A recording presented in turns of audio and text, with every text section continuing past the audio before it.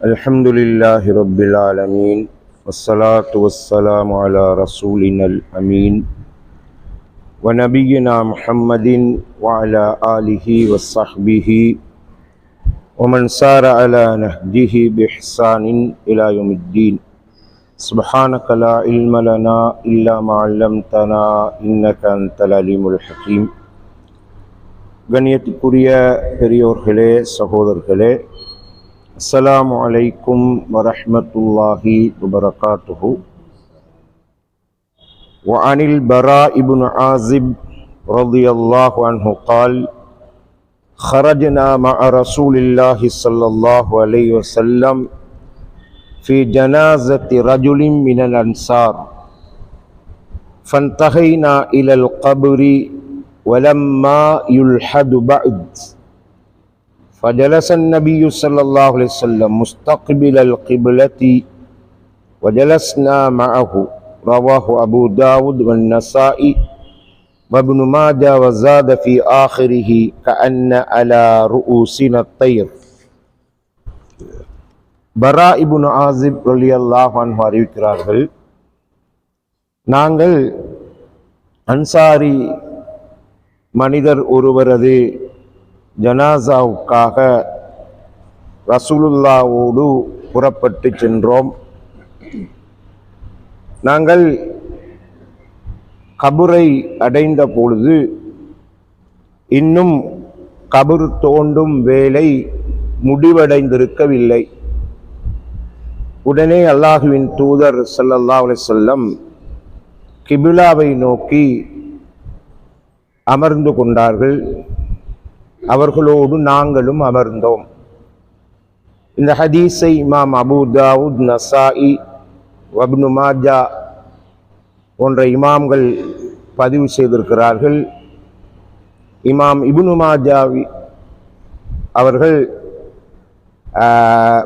பதிவு செஞ்ச ஹதீஸில் கடைசியில் எங்களது தலைகளின் மீது பறவைகள் அமர்ந்திருப்பதை போல நாங்கள் அமர்ந்திருந்தோம் என்று ஹதீஸ் இடம்பெற்றிருக்கிறது. இப்போ இந்த ஹதீஸில் நாங்கள் என்ன படித்து கொள்கிறோம்டா, சஹாபாக்கள் அன்சாரி தோழர் ஒருவரது ஜனாசாவுக்காக ரசூல்லாவோட சென்றிருக்கிறாங்க. ஆனால் அங்கே கபரு தோன்ற வேலை முடிவடைந்திருக்கவில்லை. அப்போ இது என்ன பாடம்னு சொன்னால், இது உலக விவகாரம் ஒன்று, மனிதர்கள் நேரடியாக சம்பந்தப்படுகின்ற உலக விவகாரம். இது ஒரு வணக்க வழிபாடுகளை மிகவும் நேர்த்தியாக ஒழுக்கம் பேணி பயபக்தியோட செய்கிற மாதிரி ஒரு விஷயம் இல்லை. அதாவது மண்ணறையில் போய் மையவாடிக்கு போய் கபர் எடுக்கிறது அது உலக காரியம் ஒன்று. அதிலே மனிதர்கள் தான் அதை செய்வாங்க, மலக்குகள் செய்கிற இல்லை. மனிதர்கள் தானே உலகத்தில் மனிதண்ட வேலையை மனிதன் தான் செய்யணும். ஆகவே அப்படி செய்கிற நேரம் கொஞ்சம் முந்தி பிந்தி நடக்கலாம். ரசுல்லோட காலத்திலேயே நடந்தீங்க. ரசுல்லா எவ்வளோ வேலைப்பழு உள்ள மனிதர். அவங்களோட வாழ்க்கையில் நேர முகாமைத்துவம் ஒரு உச்சகட்டத்தில் இருந்தது. எல்லாத்தையும் அந்த நேர முகாமைத்துவம் பேணி தான் அவங்க செய்வாங்க. 5 நேரம் தொழுகிறது, மனைமாரை சந்திக்க போகிறது, சஹாபாக்களை சந்திக்க போகிறது, தூதுக்குழுக்களை வரவேற்கிறது, இரவில் தஹஜ்ஜத் தொழுகிறது, எல்லாமே ஷெட்யூல் பண்ணப்பட்டு தான் இருக்கும். நேர முகாமைத்துவத்தோடு தான் செய்வாங்க. அப்படி அல்லாஹ்வுடைய தூதர், ஒரு நபி, ஒரு ரசூலோட வாழ்க்கையில் கபரு எடுக்கப்பட இல்லை. மைத்தை கொண்டுட்டு போயிட்டாச்சு, போய் பார்த்தா கபர் வேலை நடந்துக்கிண்டிக்கிற முடிய இல்லை. அப்போ அங்கே ரசூல்லா யாருக்கும் ஏச இல்லை, திட்ட இல்லை, சபிக்க இல்லை, கோவிக்க இல்லை, டென்ஷனாக இல்லை. அவங்களோட பாட்டில் இருந்தாங்க, வேலை முடியங்க. இப்ப இதை நாங்க ஒரு பெரிய ஒரு மார்க்கத்தில் நடக்கிற பெரிய பிழையாக பாவமாக நினைச்சு கொண்டு அங்கே சத்தம் போடுற ஒரு வழக்கம்னு எங்கட சமூகத்தில் இது. அப்படி நடக்கலாம், எங்கட வீட்டில் நடக்காதா? அப்படி நாங்கள் தவறு செய்ய மாட்டோமா, முந்தி பிந்தி செய்ய மாட்டோமா?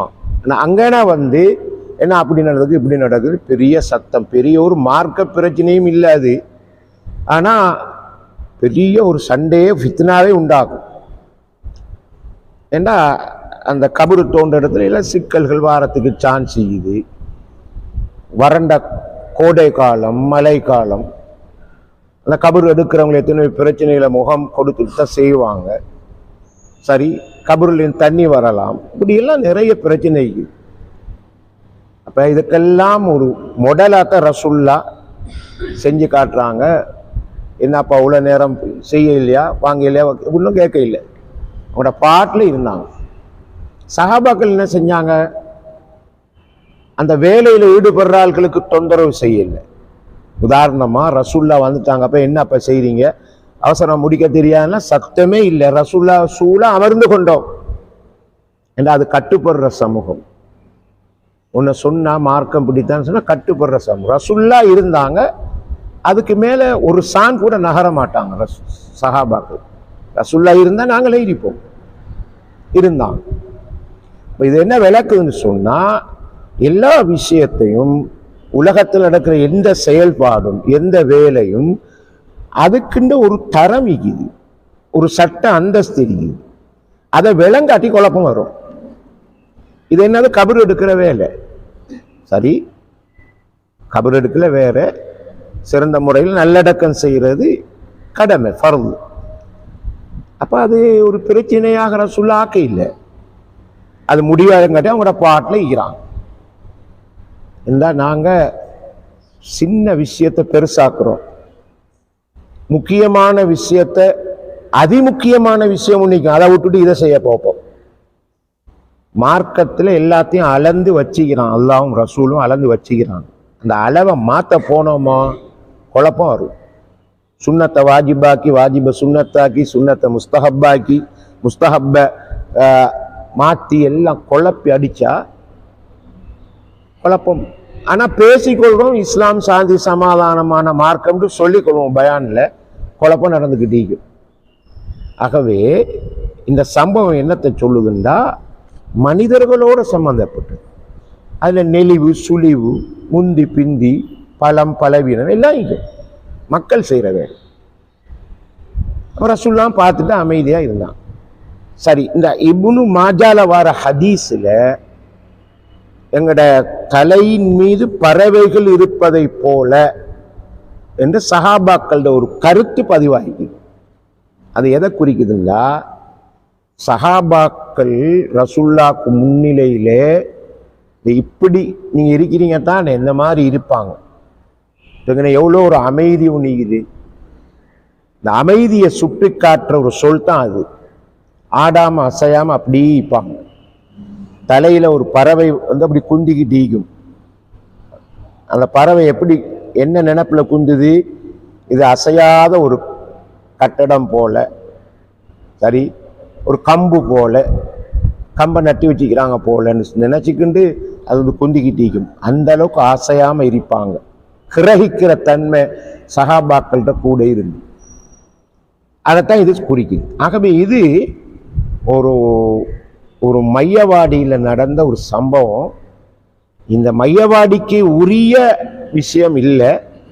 எதையுமே மனிதர்கள் சம்பந்தப்படுற நேரம் அதில் முழுமைத்துவத்தை நாங்கள் எல்லாமே 100% சரியாத்தான் நடக்குன்னு எதிர்பார்க்க முடியாது. 100% அது அல்லாஹ்வுக்கு சொந்தமான முழுமைத்துவம் என்பது அல்லாஹ்க்கு தான், எங்களுக்கு இல்லை.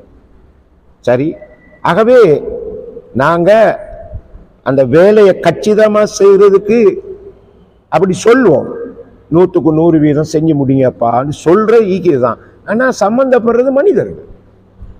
அதில் அறிவுத்தர வேறுபாடிக்கும், ஆற்றல் வேறுபாடிக்கும், அனுபவம் ஈக்கும். சிலருக்கு அனுபவம் ஈக்காது. அந்த வேலையை செய்கிற நேரம் மனிதர்களுடைய மனநிலை கூட வேலை செய்யும். எத்தனையோ கவலைகளோட வேலை செய்வார். இதெல்லாம் பார்த்து அவதானிச்சு தான் கவனமாக நாங்கள் அங்கே கருத்து சொல்ல போகணும். எனவே ரசூல்லா அப்படி இருந்தாங்க, வேலை முடியங்காட்டி. ஏன்னா அதை செய்கிறவங்க அனுபவசாலிகள், அதை போய் குழப்ப முடியாது. சரி, அப்போ இந்த விஷயத்தை நாங்கள் இதில் படித்து கொள்கிறோம். ஒன் ஆயிஷத்தை அன்ன ரசூலுல்லாஹி ஸல்லல்லாஹு அலைஹி வஸல்லம் قال كسر عظم الميت ككسره حيا رواه مالك وابو داود وابن ماجه. ஆயிஷா ரலியல்லாஹு அறிவிக்கிறாங்க, ரசூல் ஸல்லல்லாஹு அலைஹி வஸல்லம் அவர்கள் கூறினார்கள், ஒரு மையத்தினுடைய எலும்பை முறிப்பது அது உயிர் வாழ்ற நேரம் உடல்ல உள்ள எலும்பை முறிப்பதை போல. இந்த ஹதீஸ் இமாம் மாலிக் பதிவு செஞ்சுக்கிறாங்க, இமாம் அபூ தாவூத், இமாம் இப்னு மாஜா. ஒரு மையத்திட முள்ள முறிக்கிறது, அவர் ஹயாத்தோடு இருக்கிற முள்ள முறிப்பதை போல. என்ன விளக்கம்? ஒரு மனிதன் வாழ்ந்து கொண்டிருக்கிற நேரம் அவனோட 3 விஷயங்களுக்கு பாதுகாப்பு கொடுக்கணும். மத்தாள்கள், முஸ்லிமான மனிதன், முஸ்லிம் அல்லாத மனிதன் யாரா இருந்தாலும் சரி, உயிர் உடைமை மானம், அந்த உயிர் உடைமை மானத்துக்கு பாதுகாப்பா எல்லாரும் இருக்கும். இந்த வகையில் ஒரு மனிதனுடைய உடலுக்கு காயத்தை ஏற்படுத்துறது, அடிக்கிறது, ஆபத்தை ஏற்படுத்துறதுலாம் ஹராமாக்கப்பட்டி. அப்ப ஒரு மனுஷன் வாழ்க்கையில ஹயாத்தோல அவன் சங்கைப்படுத்தப்படுறான். அந்த சங்கை மௌத்துக்கு பிறகு இருக்கும். உயிர் பேய்த்தது, இது ஒரு மரக்கட்டன்னு சொல்லி நாம நினைச்ச மாதிரி மையத்தை தூக்குறது, எடுக்கிறது, இழுக்கிறது கூடாது. சங்கை இல்லைங்கிறது சிலதாலும் சொல்றாங்க. மையத் மௌத்தானத்துக்கு பிறகு ஒரு மையத்துடைய எலும்பை முறிக்கிறது அவர் ஹயாத்தோடு நேரம் அவர் எலும்பை முறிப்பதை போல என்று ஸல்லல்லாஹு அலைஹி வஸல்லம் சொன்ன ஹதீஸ் இதுல இருக்குது. எனவே இதுல மையத்தையும் கண்ணியமாக, சங்கையாக, மிருதுவாக, கவனமாக நாங்கள் கையாளணும். அதை கொண்டு வர நேரம், வீட்டில் வச்சுக்கிற நேரம், குளிப்பாட்டுற நேரம், எடுத்துக்கிட்டு போகிற நேரம், நல்லடக்கம் செய்கிற நேரம் எல்லாம் அதுக்குரிய சங்கையை நாமும் செய்யணும். எனவே தான் அந்த மையத்தை குளிப்பாட்டுற நேரம் கூட மிக கவனமாக நாங்கள் அதை செய்யணும். அடித்து தண்ணியில் அடித்து விட்றது சரி, கண்ட மாதிரி தண்ணியை ஊற்றுறது மனுஷன், குளிப்பாட்டப்படுறது மனுஷன், மிருகம் இல்லை. கவனமாக செய்வோம், கண்ணியமாக செய்வோம்.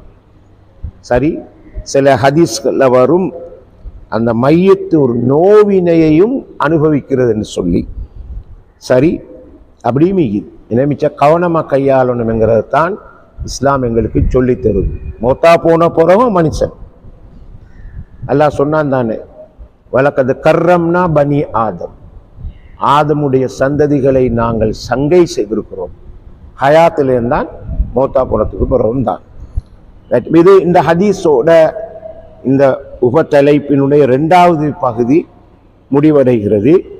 3வது பகுதியின் 1வது ஹதீஸை நாங்கள் படிப்போம்.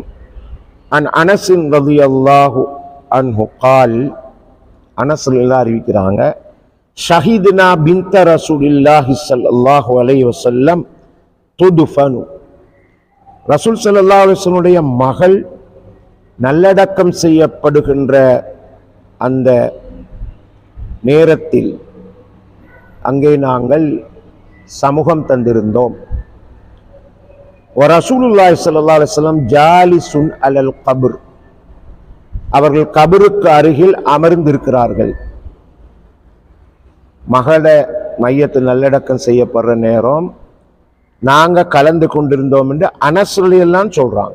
ரசூலுல்லாஹ்வுடைய பணியாளர், ஹாதிம்.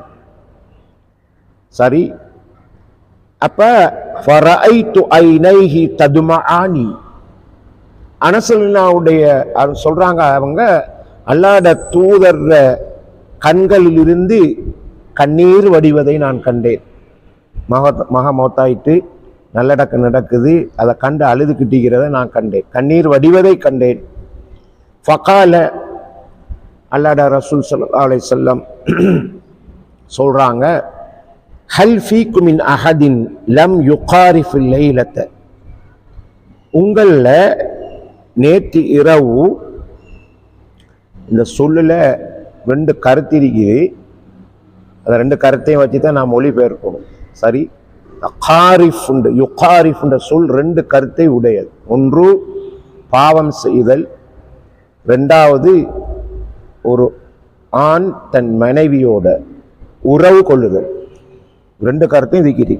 ரசூலுல்லாஹ் கேட்குறாங்க, உங்களில் யார் நேற்று இரவு பாவம் செய்யாதவர் அல்லது தன் மனைவியோடு உறவு கொள்ளாதவர்? ஃபகால அபு தல்ஹா, அங்கே அபு தல்ஹா ரலியல்லாஹு இருந்தாங்க. நான் சொன்னாங்க. ரசூலுல்லாஹ் சொல்றாங்க, ஃபஅன்ஸில் ஃபி கப்ரிஹா, என்ற மகள் நல்லடக்கம் செய்யப்படுகிற கபரில் நீங்க இறங்குங்கன்னு சொன்னாங்க. ஃபனஸல ஃபி கப்ரிஹா, அபு தல்ஹா ரலியல்லாஹு அந்த கபரில் இறங்கினாங்க. இந்த ஹதீஸ் ரவாஹுல் புகாரி, புகாரியில் வந்து சஹீல் புகாரி. அப்ப இந்த ஹதீஸ் தொடர்பாக கொஞ்சம் சில சர்ச்சைகள் இருக்குது.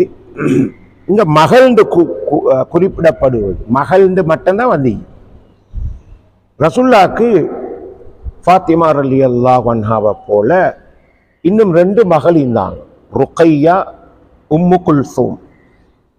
ருக்கையா உம்மு குல்சூம், இந்த 2 பேரையும் மனமுடித்தவங்க உஸ்மான் ரலியல்லாஹு அன்ஹு. அதனால் அவங்களுக்கு துன்னூரைன், 2 ஒளிகளை உடையவர் என்ற பட்டம் சூட்டப்பட்டது உஸ்மான் ரலியல்லாஹு அன்ஹு. அப்ப இந்த ஹதீஸ்ல வாரது உம்மு குல்சூம் ரலியல்லாஹு அன்ஹா, அவங்க தான் வஃபாத்தாகி இருந்தாங்க. ஆனா வரலாற்றில் உஸ்மான் ரலியல்லாஹு அன்ஹுக்கு எதிராக அவதூறு சொல்லப்பட்டு காட்டமான விமர்சனங்கள் வந்து, அதுல ஒன்று, இவர் உஸ்மான் ரலியல்லாஹு அன்ஹு இந்த இடத்துல இருந்தாங்க, ரசூலுல்லாஹ் அவரை கபருக்குள்ள இறங்க சொல்ல இல்லை, அபூ தல்ஹாவை சொன்னாங்க. எனவே உஸ்மான் இந்த மகளோடு சென்ற கடந்து போன இரவுல உறவு வைத்திருந்தாங்கன்னு சொல்லி ஒரு குற்றச்சாட்டை சொன்னாங்க. சரி, ஆனா இங்க சொல்லப்படுற மகள் உம்மு குல்சூம். சரி, இது பிழையான கருத்து. ருக்கையா என்ற மகள் அல்ல உம்மு குல்சூம். ருக்கையா நல்லடக்கம் செய்யப்படுற நேரம் அந்த மகளோட நல்லடக்கத்தில் ரசூலுல்லாஹ் கலந்து கொள்ள முடியாது, அவங்க பத்ர் யுத்தத்திலே இருந்தாங்க. சரி, இங்க வந்து உம்மு குல்சூம், அங்க உஸ்மான் ரலியல்லாஹு எந்த சம்மதம் ஈக்கையில அவங்க இருக்கையிலாங்க. எப்படியும் வரலாற்றில் இப்படி இதை இமாம் புகாரி அவங்களோட வேறொரு கிரந்தத்தில் சொல்றாங்க. இப்படி ஒரு இட்டு கட்டிக்கிறாங்க உஸ்மானுக்கு எதிராக. சரி, அப்படி சொல்லப்படுற அளவுக்கு மோசமான மனிதர் அல்ல, நவுது பில்லாஹி மின்ஹு. அப்ப இங்க யாரை இறங்க சொல்றாங்க? அதாவது அவர் சொல்றாரு, நான், அதாவது 2 கருத்தும் ஈகுது, பாவம் செய்யல, என் மனைவியோடு உறவு வைக்கலன்னு 2 கருத்தையும் எடுக்கலாம். ஆனா இங்க பொருத்தமான கருத்தாக அறிஞர்கள் சொல்றாங்க, தன் மனைவியோடு உறவு கொள்ளுதுன்ற கருத்து தான் இந்த சொல்லுக்கு பொருத்தமானது. அப்ப அபூ தல்ஹா சொல்றாங்க நான், அப்ப ரசூலுல்லாஹ் சொல்றாங்க நீங்க இறங்குது. அபூ தல்ஹா ரலியல்லாஹு அன்ஹு யார்? பெரும் பணக்கார சஹாபி. ரசூலுல்லாஹ்ட சாட்சிய மனமுடிச்சவங்க. யார்? உம்மு சுலைம். இந்த ஹதீஸ் அறிவிக்கிற அனசுடைய உம்மா, அவங்க தான் உம்மு சுலைம். அனசுடைய வாப்பா மௌத்தா போனதுக்கு போற மாலிக் தானாக கல்யாணம் பேசி வந்தாங்க அபூ தல்ஹா அனசுடைய உம்மா முடிக்க. அப்ப 2வது உம்மு சுலைம் 2வது முறையா மனம் முடிச்சவர் தான் அபூ தல்ஹா. அப்ப ரசூலுல்லாஹ்வோடையும் ஒரு உறவு இருக்குது. ரசூலுல்லாஹ் நீங்க இறங்குன்னு சொல்றாங்க கபருக்கு. ஏன் ரசூலுல்லாஹ்க்கு இறங்கி இருக்கலும்? அண்ணா மனநிலை சரியில்லை, ரசூல் அழுதுகிட்டு இருக்கிறாங்க, அவங்களை செய்ய இயலாது. இது நாம மையத்தை எடுக்கிற நேரம் பார்க்குறோம். மனிதர்களுடைய உணர்வு, அழுவாங்க, நிற்க இயலாது, மயங்கி விழுவாங்க, இருப்பாங்க, இதெல்லாம் நடக்கும். இது மனுஷன். அப்ப ரசூலுல்லாஹ் இறங்க இல்லை. அங்கே சொல்றாங்க, அபூ தல்ஹா நீங்க இறங்கு. இதுல என்ன சொல்றாங்கன்னு அறிஞர்கள், ஒரு பெண்ணுடைய மையத்தா இருக்கிறதால இயன்ற வரைக்கும் மஹ்ரமான உறவுகள் கபருக்குள்ள இறங்குறது மேலான, மஹ்ரமான உறவுகள் இறங்கணும் மேலான. அப்படி இல்லை என்று சொன்னாதான் அஜ்னபியத்தான உறவுகள் இறங்கும். அப்படி அதிலும் அந்த வஃபாத்தான குடும்பத்தார்ல யாராவது அயலவர்கள்ல சாலிகான மனிதர்கள், அதில் விளக்கத்தில் போடுறாங்க சாலிகான இளைஞர்கள் கூட வருவது, அந்த வேலையை செய்யக்கூடிய திடகாத்திரம் உள்ள ஆட்கள். இந்த ஓடரை பேணிக்கொள்ள சொல்றாங்க. மஹரம் இல்லாட்டி அஜ்னபியத் இப்படி போகணும். ஆகவே ஸல்லல்லாஹு அலைஹி வஸல்லம் அந்த வகையில தான் இறங்க சொன்னாங்க. அப்ப இதுல நின்று கொண்டு மையத்தை இறக்குற நேரம் சண்டை பிடிச்சிக்கிட்டு பிரச்சனைப்பட்டுக்குது. சரி, ஏற்கனவே எல்லாம் திட்டமிட்டு நாம் வச்சிடணும். யார் இறங்குறது, ஒரு பெண் தாயா இருக்கலாம், சகோதரி, அவங்களோட மகரம் தான் முக்கியம். அவங்க சொல்லுவாங்க, எனக்கு ஏலாதப்பா நீங்க யாராவது இறங்குன்னா அப்போ போகலாம். எல்லாமே பார்த்தீங்களா, இது கூட ரசூலுல்லாஹ் செஞ்சு காட்டிட்டு பிரிக்கிறாங்க. எவ்வளோ பெரிய ஒரு முன்மாதிரி. சரி, கபருக்குள்ள யார் இறங்குறது என்கிறது கூட ரசூலுல்லாஹ். ஆனால் வேற யாரும் இல்லை. அபூ தல்ஹா அவர் சொல்றாரு, நான் நேற்று இரவு இப்படி நடந்து கொள்ள இல்லை, நீங்க இறங்க. அது ஏன் ரசூலுல்லாஹ் அப்படி கேட்டாங்க? அதுல கூட ஹிக்மத். நேற்று இரவு தன் மனைவியோடு உறவை வைக்காதவர் என்று ஏன் கேட்டாங்க ரசூலுல்லாஹ் ஸல்லல்லாஹு அலைஹி வஸல்லம். ஆனா அந்த ஏன் என்ற கேள்விக்கு பதில் ரசூலுல்லாஹ் சொல்ல இல்லை.